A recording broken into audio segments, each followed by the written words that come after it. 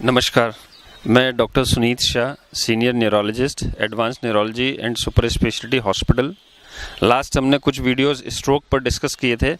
आज हम एक जो बहुत ही कॉमन बीमारी है मिर्गी या एपिलेप्सी, जिसको कॉमनली कहते हैं, गाँव में तान या दौरे की बीमारी भी कहते हैं, उस पर चर्चा करेंगे।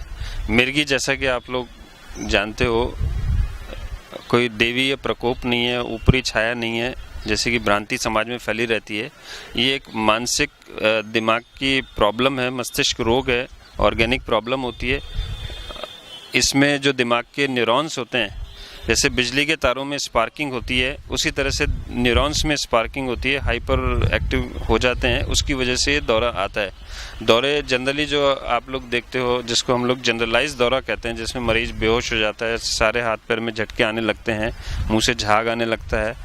एक दौरे होते हैं जिनको आंशिक दौरे या पार्शियल एपिलेप्सी कहते हैं, जिसमें शरीर का एक साइड के हिस्से में, एक साइड का हाथ में या पैर में झटके आने लगते हैं, या मरीज सिर्फ पलके झपका के रह जाता है, कुछ सेकंड्स या मिनट्स के लिए वो अनअवेयर हो जाता है, उसकी वजह से होने लगते हैं। इससे संबंधित आपके मन में कोई भी सवाल हो तो आप सवाल कर सकते हैं। डॉक्टर साहब नमस्कार।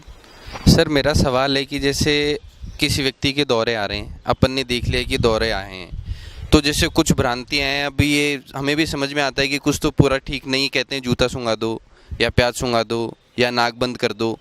तो पहली चीज़ तो ये क्या सारी चीज़ें सही हैं? दूसरा सवाल मेरा ये है कि अगर किसी व्यक्ति को दौरा आ रहा हो और अपन उस टाइम वहाँ हो, तो उस समय हमें क्या करना चाहिए?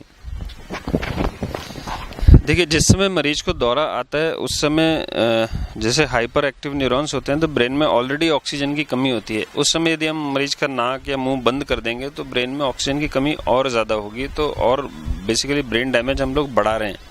दौरा जो आता है जनरली 1 से 2 मिनट, 5 मिनट मैक्सिमम आता है और अपने आप ही स्वतः ठीक हो जाएगा, आपको कुछ करने की आवश्यकता नहीं होती। तो ये गलत चीज़ें हैं, प्याज सूंघाना, जूता चप्पल सूंघाना, ये सब करना नहीं है। मरीज को आप तुरंत लेटा दें, सिर के नीचे कोई पिलो रख दें या अपने गोद में उसका सिर रख लें, ताकि झटके आने के दौरान सिर में कोई चोट नहीं लगे। एक साइड उसको करवट दिला दें, मुंह से कई बार झाग या पानी लार निकलता है तो वो बाहर निकल जाए। दौरे के दौरान मुंह में उंगली देने की कोशिश ना करें, पेशेंट का फोर्स इतना ज़्यादा होता है आपकी उंगली कट सकती है। हाँ, यदि दौरा शुरू होने से पहले आपको टाइम मिल जाता है तो आप कोई भी सॉफ्ट क्लॉथ, रुमाल वगैरह कुछ गोल करके लपेट करके दांतों के बीच में लगा दें, ताकि जीभ ना कटे। और कपड़े ढीले रहने चाहिए, भीड़ नहीं लगाएं, फ्रेश एयर आने दें, ये ध्यान रखें। डॉक्टर साहब, हमारे परिवार में एक बच्चा है छोटा, 4-5 साल का, तो उसको दौरे आते हैं, लेकिन सर परिवार में आज दिन तक किसी को भी दौरा नहीं आया। तो लोग कहते हैं कि यार ये बीमारी आनुवंशिक है, लेकिन फिर भी क्यों आया? देखिए, ये ज़रूरी नहीं कि आपके परिवार में किसी को मिर्गी दौरे की शिकायत है तभी दौरा आएगा, है ना। पहली बार भी आ सकता है और आनुवंशिक होने की संभावना बहुत कम होती है। 5-7% पेशेंट्स में ही होता है जिसमें आनुवंशिक होता है। अदरवाइज बहुत सारे ऐसे कारण होते हैं जिनकी वजह से ये दौरा आ सकता है। छोटे बच्चे होते हैं, उनमें कुछ जेनेटिक डिफेक्ट्स होते हैं, कुछ जन्म के समय ब्रेन में ऑक्सीजन की कमी हो गई, उस वजह से हो सकता है। दौरा छोटे बच्चे से लेके बड़े आदमी तक में किसी को भी आ सकता है। हर उम्र के हिसाब से कारण अलग होते हैं। ब्रेन ट्यूमर की वजह से होता है, हेड इंजरी की वजह से होता है, कई बार ब्रेन में क्लॉट्स बन जाते हैं, ब्रेन हेमरेज हो जाता है, उसकी वजह से हो सकता है। इन्फेक्शन एक इम्पॉर्टेंट कारण होता है।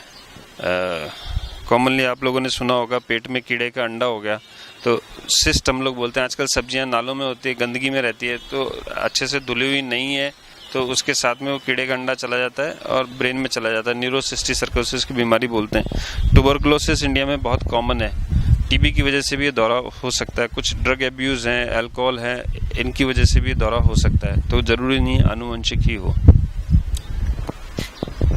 नमस्कार डॉक्टर साहब, मैं पूछना चाहूँगा कि मेरी सिस्टर है जिसको कि एपिलेप्सी की पेशेंट है, वो 2-3 साल से है और रेगुलर मेडिसिन ले रही है, वो ठीक है। तो सर डॉक्टर साहब, क्या हम उसकी शादी हमारा कराना ठीक रहेगा? उसकी कर सकते हैं उसकी शादी?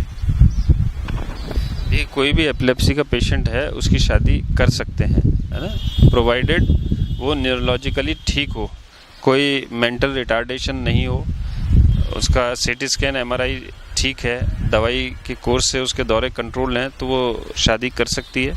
शादी के बाद में भी उसको अपना जो कोर्स चल रहा है उसको कंटिन्यू करना है। दवाई आमतौर पे शादी बिना बताए कर देते हैं, दवाई बंद कर देते हैं। दवा बंद होने की वजह से शादी के उपरांत दौरा आ जाता है और कई बार बात बिगड़ जाती है। तो आप बता के करें और रेगुलर कोर्स रखें ताकि जो प्रॉपर कोर्स है इसका वो कंप्लीट रहे। और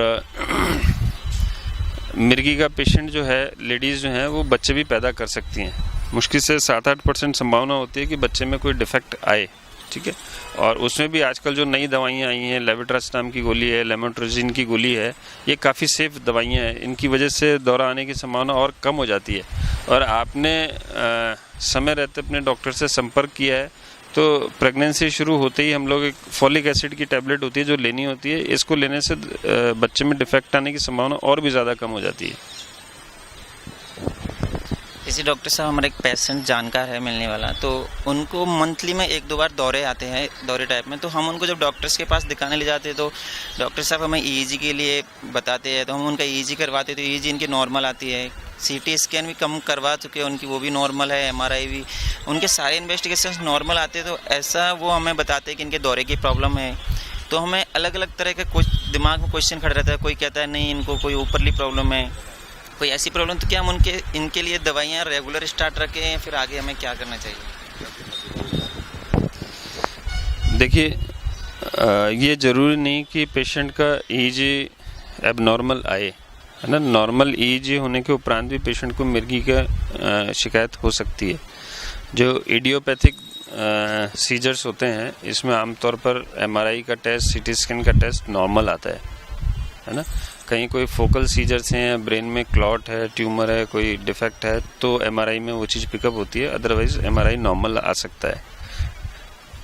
ईईजी का जहाँ तक सवाल है, ईईजी ये कंफर्म करने के लिए करते हैं कि मरीज को दौरा है कि नहीं, लेकिन नॉर्मल ईईजी इसको रूल आउट नहीं करती है मिर्गी को। फर्स्ट टाइम हम लोग ईईजी करते हैं तो 40% संभावना होती है कि उसमें बीमारी पिकअप हो। कई बार हमको 2 बार 3 बार तक भी ईईजी करना पड़ता है। 3 बार हम ईईजी करते हैं तो ये संभावना 80-90% होती है कि उसमें पिकअप हो। कई बार रिपीटेड ईईजी करने के बावजूद भी ईईजी में वो चीज़ पकड़ में नहीं आती। ओवरनाइट रात भर जगा करके भी रिकॉर्ड करते हैं, लॉन्ग टर्म ईईजी मॉनिटरिंग भी करते हैं, लेकिन यदि क्लिनिकली न्यूरोलॉजिस्ट को स्ट्रॉन्ग सस्पिशन है कि ये दौरा जो आ रहा है मिर्गी का दौरा ही है तो उसको दवाई लेनी पड़ेगी। डॉक्टर साहब, आपने एपिलेप्सी के बारे में बहुत यूजफुल जानकारियाँ दी हैं, उसके लिए आपको बहुत बहुत धन्यवाद। मेरी भी एक एंग्जाइटी है कि एपिलेप्सी का क्या कोई एज से भी रिलेशन है कि छोटे बच्चों में ज़्यादा आता है, मिडिल एज में ज़्यादा, या एजड में होगा। मैं जैसे 79 में चल रहा हूँ तो इसके ओकर होने के क्या चांसेज हैं, और ज़्यादा एज में इसको बचने के लिए क्या प्रिकॉशन ले सकते हैं? देखिए, मिर्गी का दौरा 1 दिन की उम्र से लेकर 100 साल की उम्र तक कभी भी आ सकता है। एज से इसका कोई रिलेशन नहीं है। हालांकि 15 साल से कम उम्र के बच्चों में ये बीमारी ज़्यादा कॉमन होती है, या ओल्ड एज में अगेन इसका इंसिडेंस बढ़ जाता है। मिडिल एज में इंसिडेंस थोड़ा सा कम रहता है। जहाँ तक आपकी एज का सवाल है, इस एज में मिर्गी दौरे से बचने के लिए थोड़ा सा आपको एक हेल्दी लाइफस्टाइल रखनी है, प्लस रेगुलर अपना हेल्थ चेकअप आपको रखना है। यदि आपको ब्लड प्रेशर की प्रॉब्लम है तो टाइम टू टाइम आप चेक करा के रखें, blood pressure control normal range में रहे। शुगर के जिन लोगों को प्रॉब्लम है, डायबिटीज़ की है, तो अपना time to time sugar check करा के रहें। कई बार लो शुगर होने की वजह से, हाइपोग्लाइसीमिया की वजह से भी दौरा आ जाता है। तो कुछ हाइपोग्लाइसीमिया के सिम्टम्स होते हैं कि घबराहट होना, पसीने आना, हाथ पे ठंडा होना। तो एक अपने पास आपको चॉकलेट या कुछ क्रीम वाला बिस्किट हुआ, शुगर कंटेनिंग कोई भी फूड अपने पास रखना चाहिए। कभी भी ऐसा लगे तो इमीडिएटली ले लेना। शुगर बढ़ जाएगा वो हम लोग कंट्रोल कर लेंगे, लेकिन लो शुगर है, अकेले हैं आप, तो कई बार इमरजेंसी हो सकती है। तो इन चीज़ों का ध्यान रखना है। अल्कोहल कंजम्पशन नहीं रखना है। ओल्ड एज है, एक्सेसिव अल्कोहल आप ले लेंगे या लेट नाइट तक जग लेंगे तो उनकी वजह से संभावना रहती है। तो ये कुछ प्रिकॉशंस हैं जो ओल्ड एज के लोगों को रखनी चाहिए। तो आज हम लोगों ने एपिलेप्सी के बारे में बात करी।